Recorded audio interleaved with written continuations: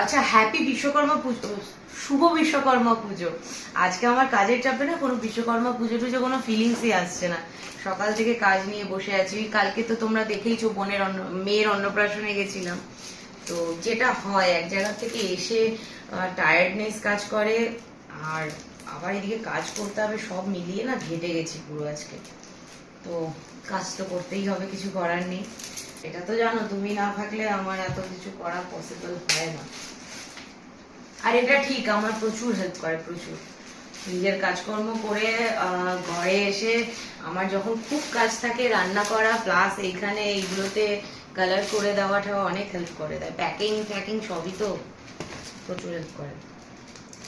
বাজাবে কালকের এই সবগুলো আছে, এখন তো বুঝতে পারবে না কিছু। এই দেখ,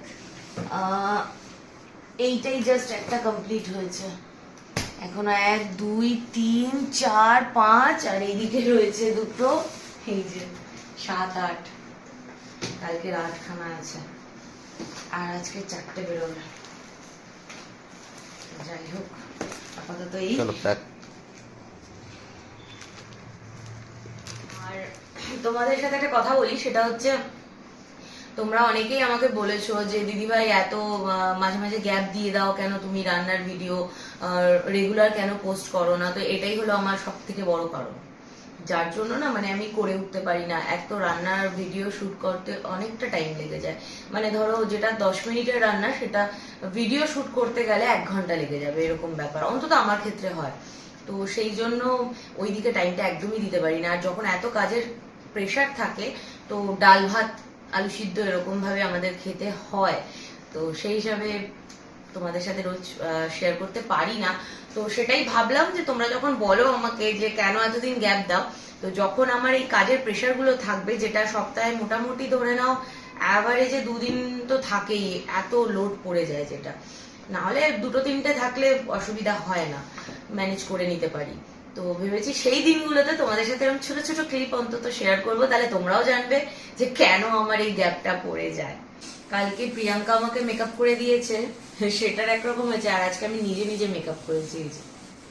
তোমরা রান্নার ভিডিওতে, ম্যাক্সিমাম ভিডিওতে দেখবে যে আমার হাতে না রং ঠং লেগে রয়েছে।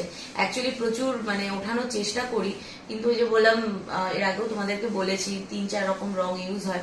তো নর্মাল অ্যাক্রিলিক যে কালারটা, সেটা জলে উঠে যায়, কিন্তু অন্যান্য যে কালারগুলো আছে না, সেগুলো উঠতে চায় না, 2 3 দিন টাইম লেগে যায়।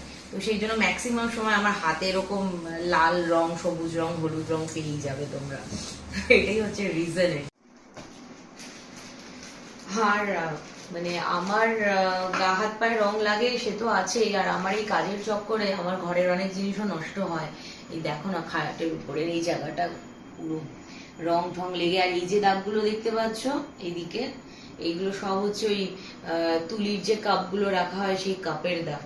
উঠানো হয়, উঠে যায় যখন একসাথে অনেকটা জমে যায়, ওই 2 3 মাস পর পর আমরা উঠিয়ে দিই। এটার যে সানমাইকার না কি বলে সামথিং, আমি জানি না, ও বলতে পারবে। সেটাতে রং থাকে না, উঠে যায়, বাট একটু কসরত করতে হয়, সেই জন্য রোজ করি না, ওই 2 মাস পর পর একটুখানি ভালোভাবে ঘষে টুসে উঠিয়ে দেওয়া হয়। তো আমিও ফেস করি এই রঙের সমস্যা, আর সেই সঙ্গে সঙ্গে আমার ঘরের জিনিসপত্রগুলো। আর বেডরুমে করি কেন জানো তো, একটুখানি বেডরুমে টিভিটা আছে, তো একটু টিভি চালিয়ে রেখে রেডিওর মতো শুনতে থাকি। আর মানে এরকম মিলিয়ে মিশিয়ে কখনো বেডরুমে কখনো অফিস রুমে করতে থাকি।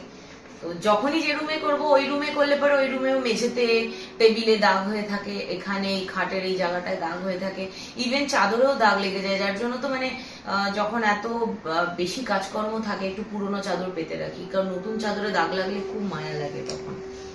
এই হচ্ছে অবস্থা। তো চলো একটু পরে মিস্টার দে রান্নাঘরে যাই রান্না করবে সেটাই তোমাদের সাথে একটু শেয়ার করে দেবো।